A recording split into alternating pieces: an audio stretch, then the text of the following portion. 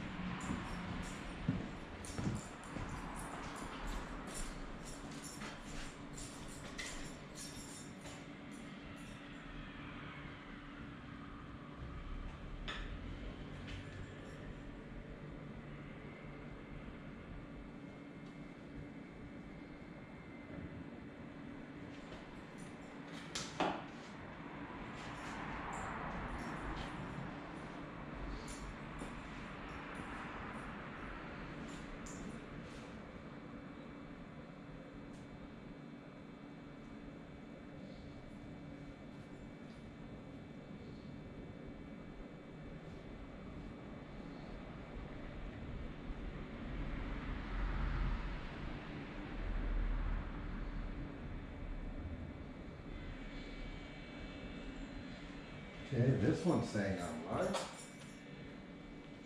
Alright, I guess we're going to have to use the iPhone. This iPhone. Because you don't want to do this. For some reason.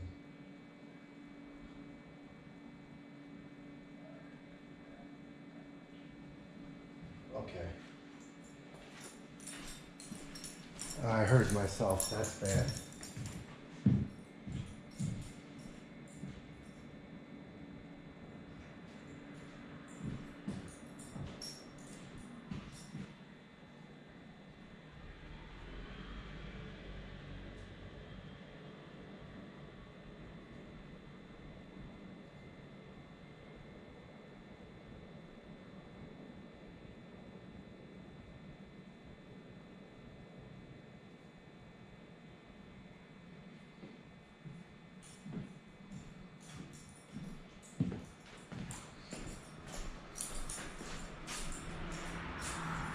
All right, let's see if this works.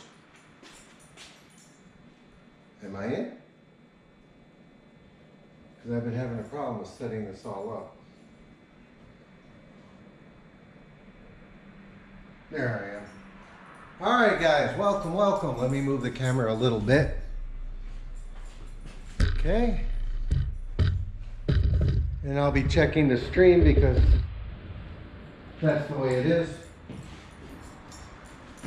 Okay, this should be good. We'll see. Let me move the camera just a hair. There we go. How's that? Right in your face.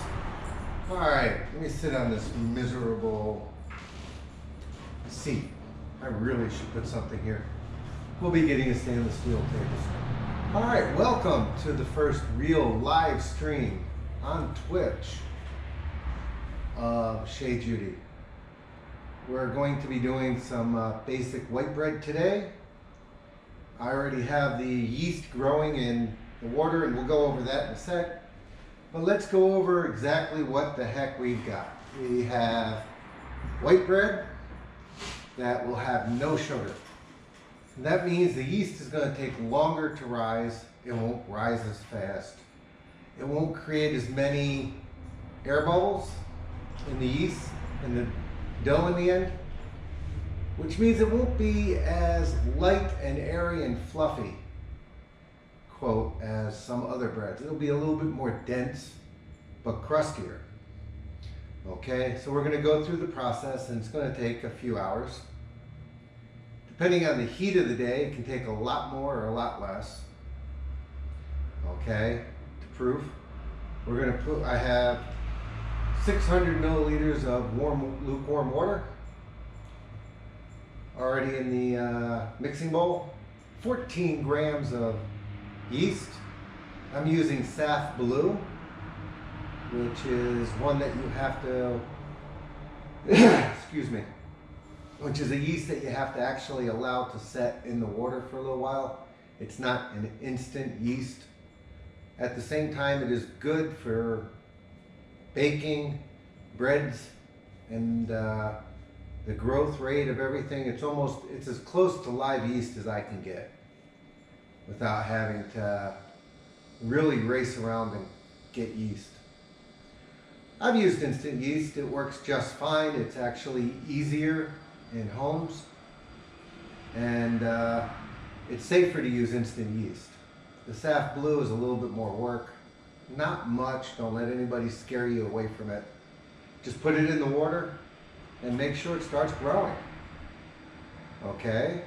If it's not growing at a rate you want, put in a little bit of sugar.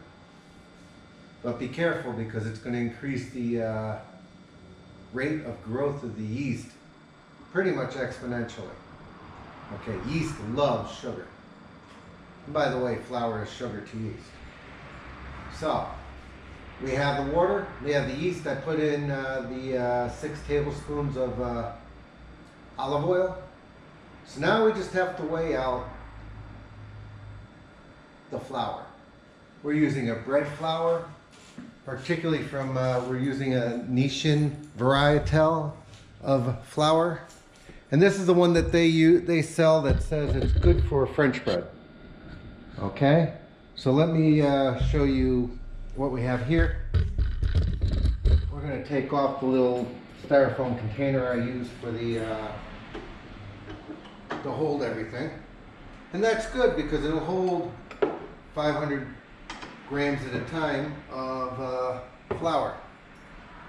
This is our water with the yeast growing in it, and the olive oil I prepped to make sure that this was rolling, because this is going to take about 12 minutes to mix. Let me take the camera down for you guys. Okay. I'm sorry guys, this is not going to be prim or pretty, but it will work. Okay.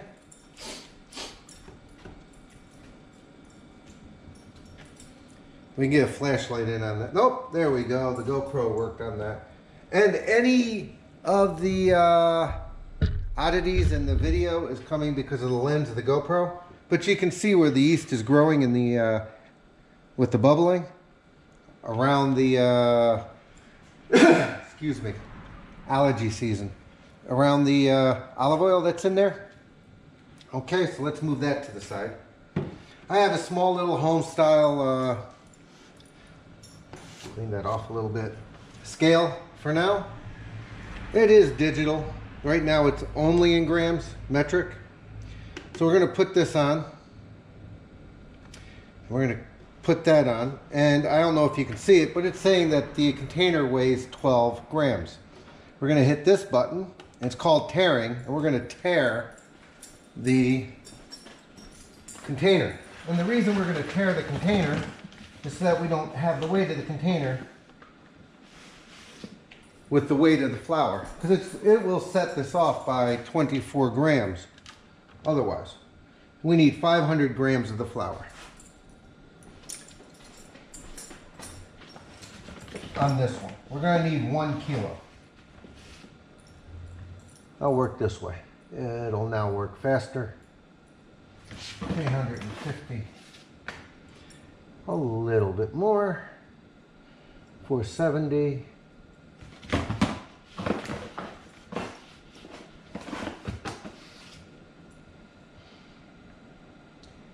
Okay, a little over.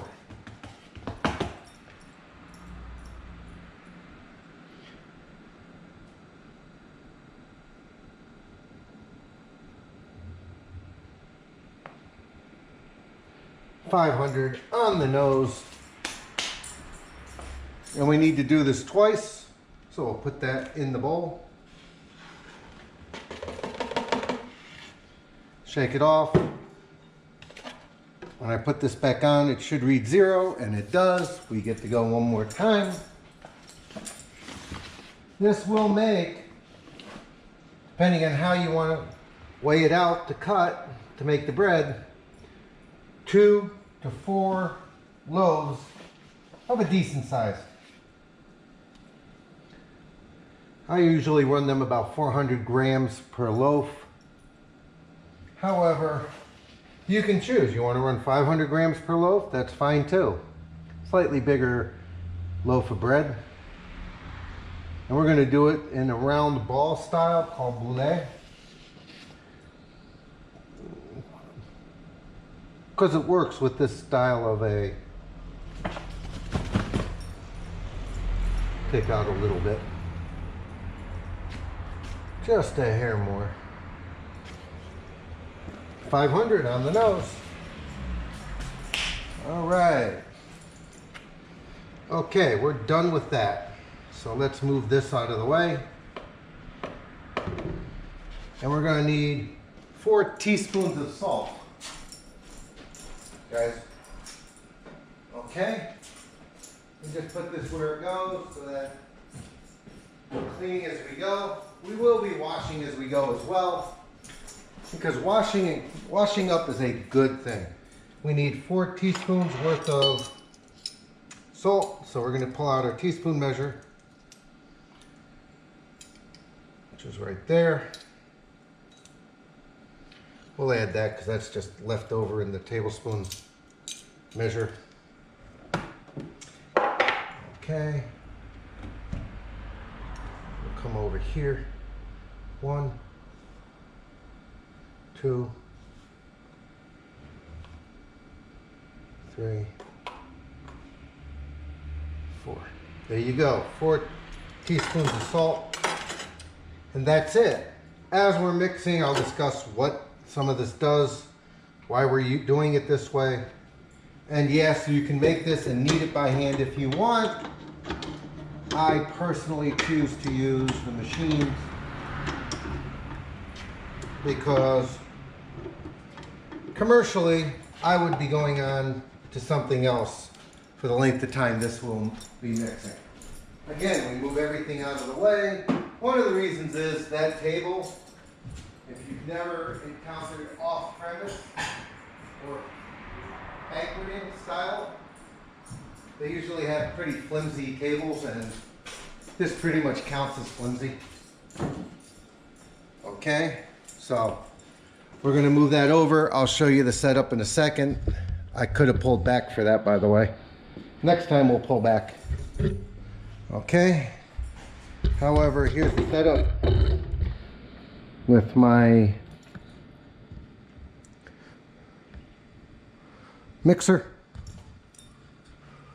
And we'll get into the hows and whys and wherefores of all this in a second. Okay? However, professional bakers do use mixers quite often, particularly when they're making big batches and they have larger mixers than I have. So we have a dough hook, the flour's in the bowl, the salt is on top of the flour, so it mixes into the flour. Let me move this back out so you can see everything that's happening. Okay, and then the dough hook will work just like, take a look at the picture. Yeah, there we go. The dough hook will work just like it's being kneaded by hand to a large degree. Okay, there we go. We're going to push this up and we're going to start it on low. Reasoning for that, we don't want flour going across the room. That would be bad. Okay, I'll bring you in for a slightly closer shot now. All right, you put the salt in on top for those reasons. Salt is added so that you can create, you can actually slow down or retard the growth of the yeast. It's a way to make sure that you have some control of the yeast. It also will allow the dough to be stronger and somewhat smoother. It is there for taste too, by the way, but that's not the main reason for it to be used in the process of baking. Compared to the actual retardation or slowing down the growth of the yeast so that you actually get a an even texture across the bread. So this is it. Now we're going to speed it up a little bit more. I do intend on getting a much bigger 20-quart mixer at some point, because most of my recipes work for that much better. As you can see, the dough is starting to work nicely. It's starting to knead everything in. There is no need to do that. You can also see the table's bouncing a little bit, so we're gonna try and stiffen the table up a hair. This is the nature of this type of a table and this style right now of cooking, where a lot of it's going to be off premise to a degree. Alright, as you can see, it's pulling off. Yesterday, it balled up nice and it pulled off beautifully. Let's see if it'll do that again today. I'm going to crank it up. We're going to set a timer for 10 minutes. I figure it's been about 2 minutes for us doing all of this. So we're going to drop the timer down for 10 minutes because we need to have a timer running.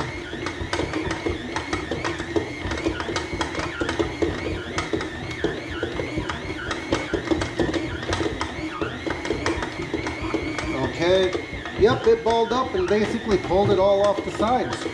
Now you just run it for 12 minutes. And this takes away your basic need for 30 minutes worth of standing there mixing. On a big stand mixer,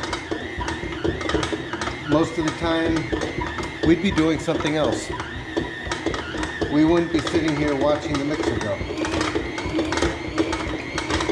See? It's all pulled off.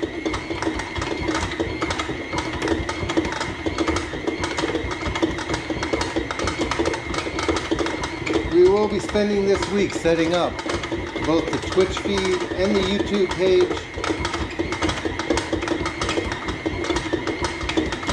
But I'm not able to actually send a feed to YouTube until, for a while, at the same time I'm on Twitch.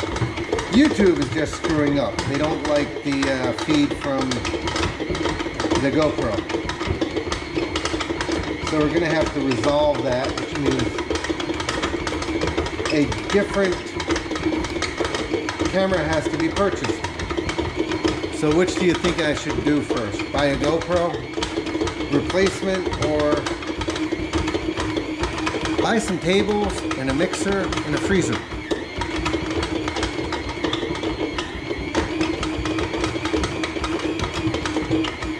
As you can see, we're cranking along nicely.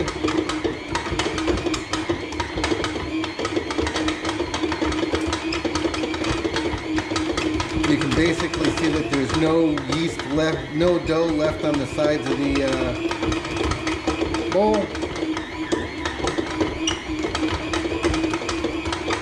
And this is what you're looking for. You're looking for it to ball up and start kneading itself up against the wall, and whether it creates a second ball like it did that'll end up back inside, or it's just one big ball, as long as it's all balled up and it's not some kind of liquid goo at the bottom, you're good. Sometimes you have to add a little bit of flour to it to get it to ball up due to the humidity, or a little bit extra water. And the smaller the batch, the smaller the amount you're making, the more precise everything has to be. Okay, I could be off 10 to 20 milliliters if I tripled this batch or quadrupled it. But if I was doing one time, I'd have to be almost dead on with everything. Just the nature of the beast. I would like to at this time thank Miss Jennifer Rice, a spectacular chef out of Texas, for her help in working on this recipe in the oven, and we will get into that in a little bit, but as you can see, this is a simpler method than kneading by hand. And some people like to knead by hand, and that's good. Later on this week, I'm hoping to start doing a tart as well.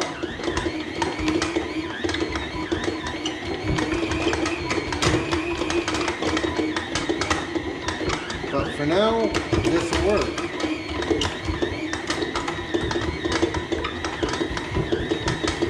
See? It just goes right back into the batch.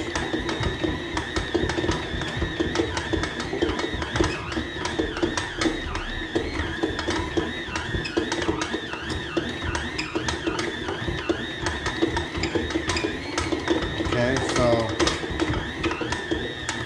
as long as you can get your hands on a dough hook and a mixer that can handle the stress of mixing dough, go for it. I've had this KitchenAid since 1989.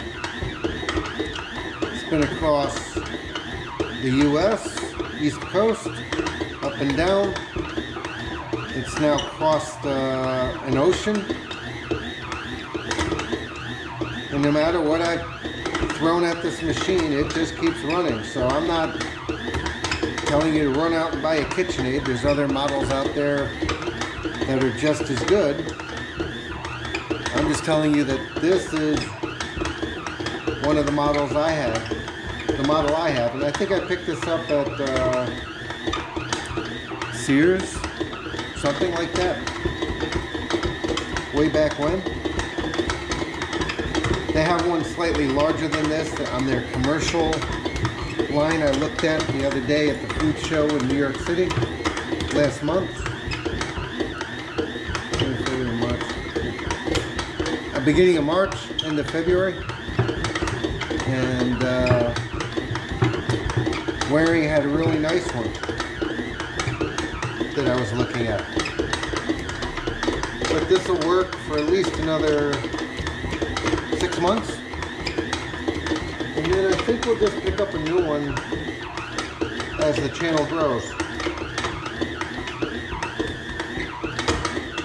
See? It just keeps cleaning the sides of the bowl.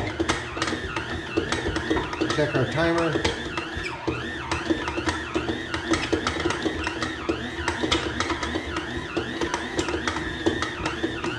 Less than 5 minutes to go, and we'll be able to go to the next step. And here's where some controversy comes in. You'll read, put it in an oiled bowl, covered in plastic, and that's all perfectly fine. You can do that. However, I'm going to leave it in the mixing bowl that it's mixing in for this one. Because one, it allows me to judge the size easier. Two, I don't want to clean a second bowl. Or that could be number one if you really want to cut down on your cleanup between sections. And then we're going to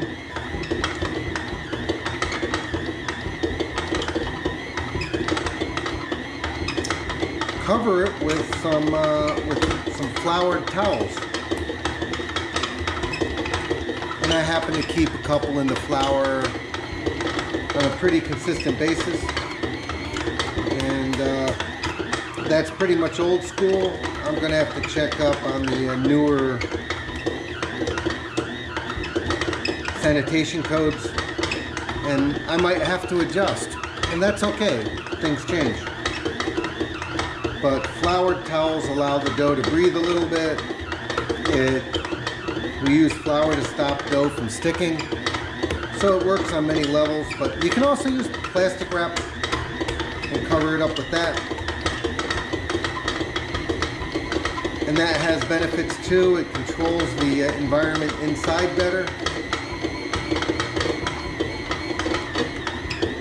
But like I said, I learned to do it this way. Chef Rice does it with the plastic. And they both work. There's more than one way to skin this cat or make this bread.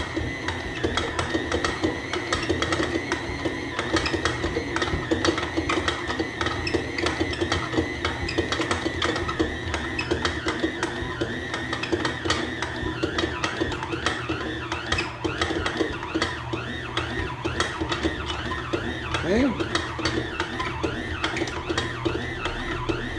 So I mix bread dough from 10 to 12 minutes,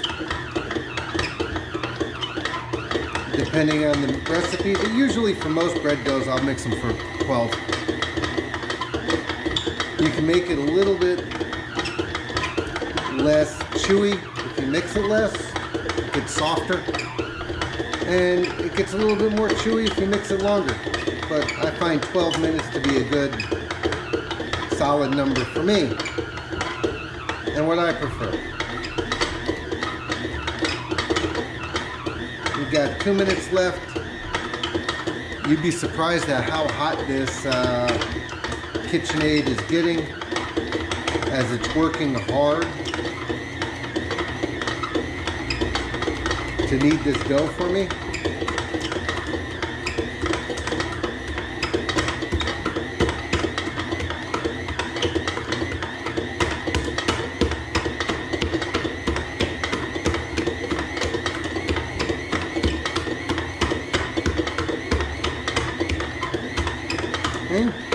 Thump, thump, thump, thump, thump. Just like if you were kneading dough, twisting it, punching it, pushing it around.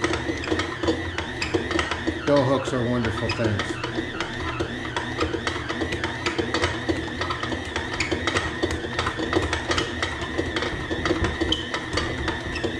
And no, this is not exciting. However,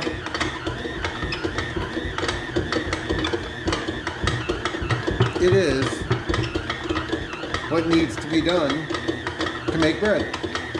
So I could have told you about it. Let me twist this up because it's about to go off.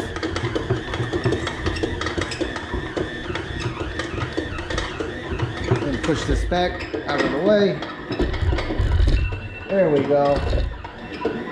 Okay. Kill the timer. And drop the dough. That's it, guys. You have basically made the dough. Okay. Come down here again. Try and aim it. There we go. Okay. And then we'll take the dough off the hook. Kind of likes to get really way up in there. Try and get all the dough off. There we go.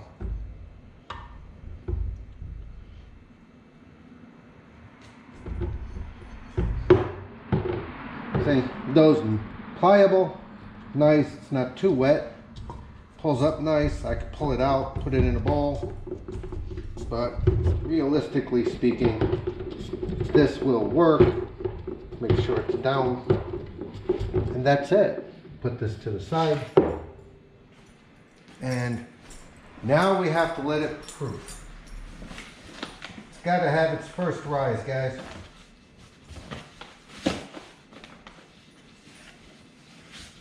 So we're going to let it rise.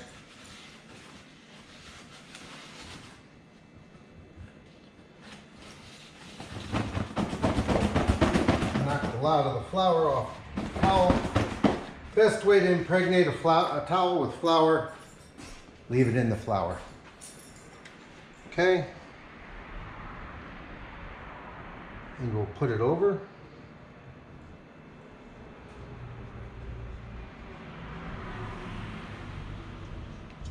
Just like that. And it'll rise. All right, guys, give me 2 seconds to wash up. And I'll be right back, and we can discuss the next couple of steps.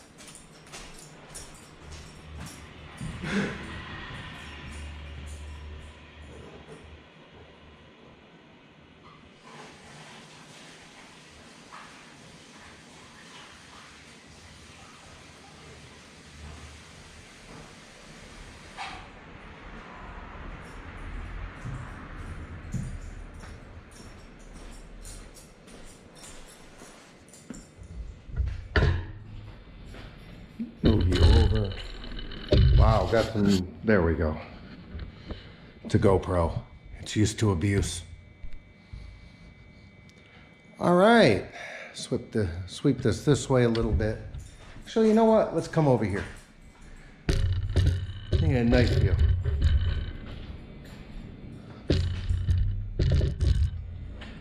Okay.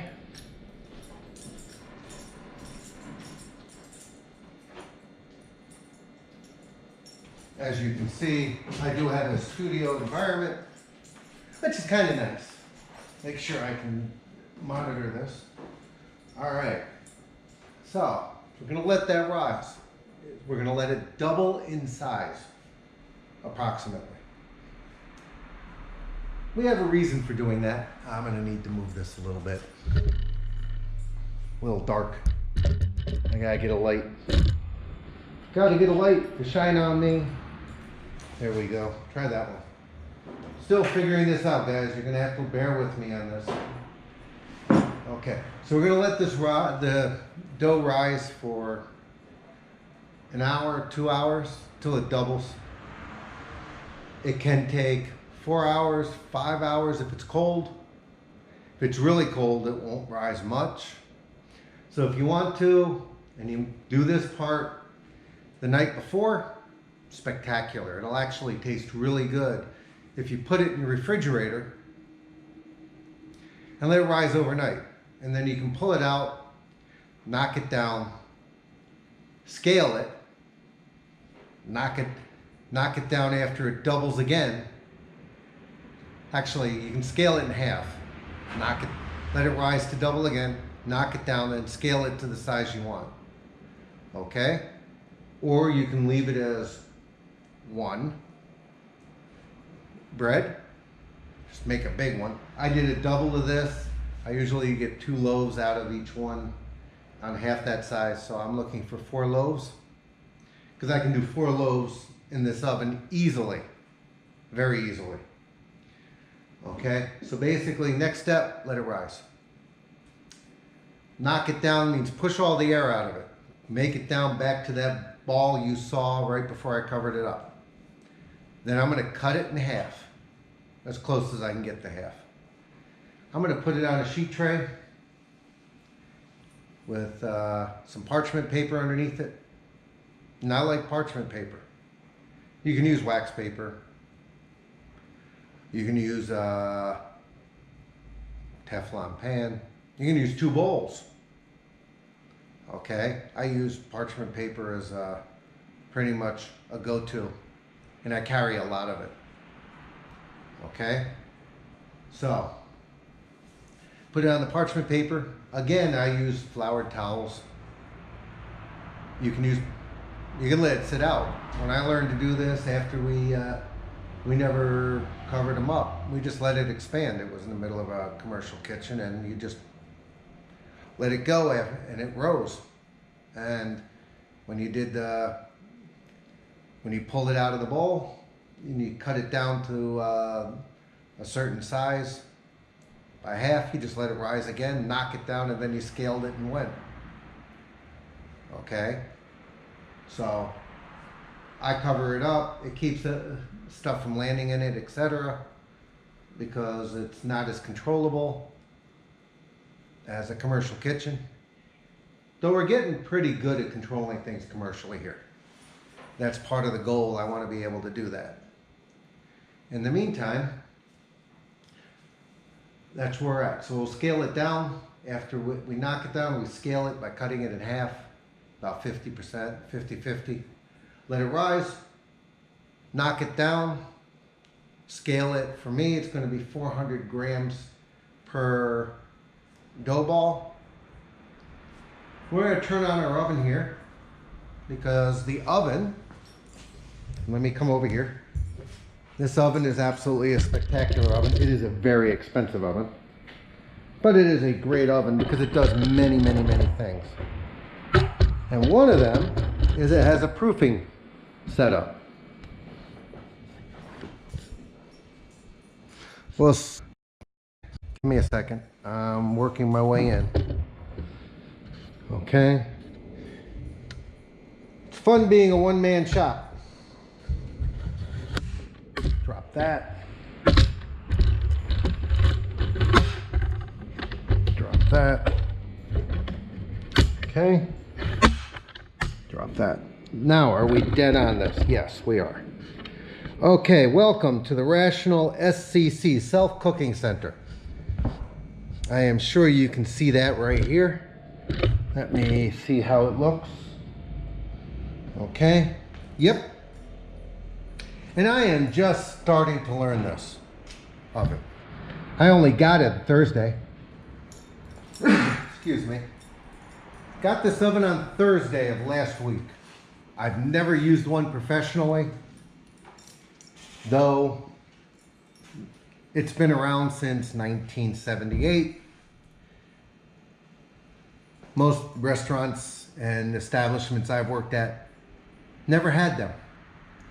They're just starting to go into baseline restaurants. So what this oven does is it's got a steamer mode. It's a full-blown steamer.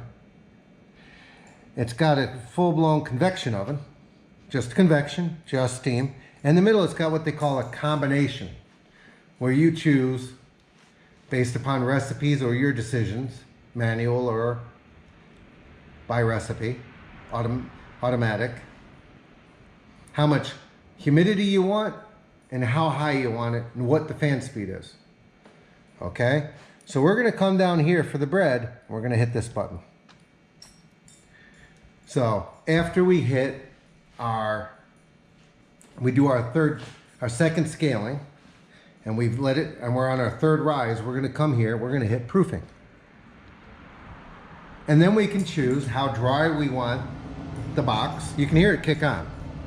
We're going to turn it off in a sec. This box right here, the chamber, you can choose, back up, because we're going to come back to that. Okay. I'm going to go back into here. I can choose how dry I want it or how humid I want it. See? I can choose what temperature I want it to go to, up to 42. I can proof at 48 degrees, but we're going to set it for 32. And I can choose how long I want it to proof for. And then it will, and you'll see me do this, back up. You'll see me set this up when we're ready to go to that step. And then we just leave it in there, and it will literally give it the proper temperature and heat to make it rise at the speed I want it to rise. Okay? This is where we're going to take out, and I have to talk, and I'll probably be talking to Rational. I think I can do it the whole way through. And that would be really, really cool. I've just never done it, and right now I'm trying to get the end product where I want, and then we'll back up from there. And then when we want it, when it's done proofing, we take it out of the proof boxes, it's very humid, and we hit bread and rolls, and we can choose. I haven't bothered to see whether or not they actually have a white bread recipe in here. Okay, but we will. So this oven, the self-cooking center, and there are a few different setups for this. This happens to be one of their middle-sized ones, and we'll get into why that was chosen over their smallest. Hi! In a couple of minutes. So let me back out of this and turn the oven off because I don't need it, and shut down the propane gas because we're on propane. Here. Okay? We're on propane because we can't get natural gas. All right, I want my coffee cup. Coffee cup came with a few pounds of Death Wish coffee coming out of Brooklyn, New York. Can't get Death Wish coffee here in Japan. However, Death Wish coffee is absolutely great and terrific. If you're in Brooklyn, if you're in New Jersey, Lacka's Coffee is the #1 diner coffee in the state of New Jersey. It is their city roast is spectacular to drink. We can get into coffee one day and discuss how to roast coffee. And I'm not a roaster, but I do know enough to cup and do pretty good at it. So that's it for the bread right now. We'll get back to the bread in a little bit and keep going. Let me discuss the setup.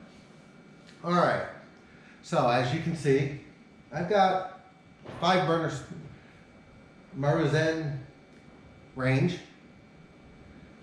I've got the Rational SCC Self-Cooking Center Model 61 gas, and it was natural gas converted to propane because we can't get natural gas here. Right now I have a National commercial refrigerator. The next step for me is 1 or 2 stainless steel prep tables, because those are really important. I want to get off of the breakdown tables. I really don't care for them. Though I spent 15 years in New York City basically working on that type of a setup. Ovens that weren't even as good, weren't anywhere close to this. They might have been propane tanks sitting next to a home oven that was rented underneath the tent with a couple of those tables. 1 or 2 of those ovens with a 4-burner stovetop. Or maybe I get lucky and the place in New York City would have 1 convection oven to crank out a 3-course, 4-course meal for somebody's wedding or anniversary or whatever party they wanted, up to 200, 300 people with 1 convection oven and a couple of warmers. So, excuse me, again, right now it's allergy season here, big time, one of the worst they've had. So this setup is workable. We have propane running in the building, and it's definitely usable. Actually, I find that this range is really hot running. Every range is different. When you go to a new restaurant or a new place, or you buy new equipment for your house, the oven's not going to be exactly what was there before. Even if it was the same oven, it won't be the same. So I'm learning the oven, I'm learning the range, I'm figuring out where I might want to move things around here. We will be putting in a commercial hood. It should be in tomorrow or the day after with a commercial fan. So I'm waiting on that. And as far as choosing the Self-Cooking Center, we actually looked at their smaller model, the Self-Cooking Center XS. It's all electric and was perfectly usable. Save a little bit, and it was usable. However, due to the building I'm in right now, I didn't want to bring in commercial lines to the building because I don't know how much longer we're going to be here. Okay? So I didn't want to bring in commercial electric for a lot of money and just have to leave that behind. And maybe in Japan the rules are that it has to go back to the way it was when you first were here. So everything we are doing has to be brought back to the original condition, no matter how good or bad that is. Okay, so upgrades are great, but you have to remove all the upgrades. So we're trying to be careful on that end. So we went up after talking to Fukui Chubo, which is the commercial distributor for Rational in the area. And they mentioned that the SCC 61 gas model would work really well for us, and price difference for me wasn't that big of a deal. But this machine will take care of having a deep fryer, a steamer, convection oven, regular oven. So this machine removes 4 or 5 pieces of equipment. It also, because it's all computerized, allows me to pull down all the HACCP information that is now required to be held if and when you go into production. So if the USDA comes in and says, well, what temperature have you been cooking all your food to? I can download it, put it into a spreadsheet in the form that they have, and say on this date everything was cooked to this temperature for this product. Much simpler and easier for everybody who runs a commercial kitchen than keeping a notebook next to you and writing everything down. I've done that. It works. Solid system. This is just easier. It also allows me to monitor things if I'm not in the kitchen. So if you're a 1 or 2 person shop and you need to spend time on the phone placing an order and you leave something in the oven, you can check your Android or iPhone and see where the product that you left in the oven is cooking, where it's at in the cook cycle. So we chose that for that reason. I chose the 5-burner stovetop range because in Japan most houses get 2 burners on a little electric thing, and the one that we have in our house turns off after like 45 minutes automatically. Just goes, okay, you must be done cooking, you're running it for no reason, so therefore we're going to turn it off on you. I don't know, but I can have something on the range for 2 hours cooking, and I have to sit there and worry about if it goes beep, beep, beep, and you only have 2 burners and very small little amount of space, so you really can't do more than 1 or 2 items at a time.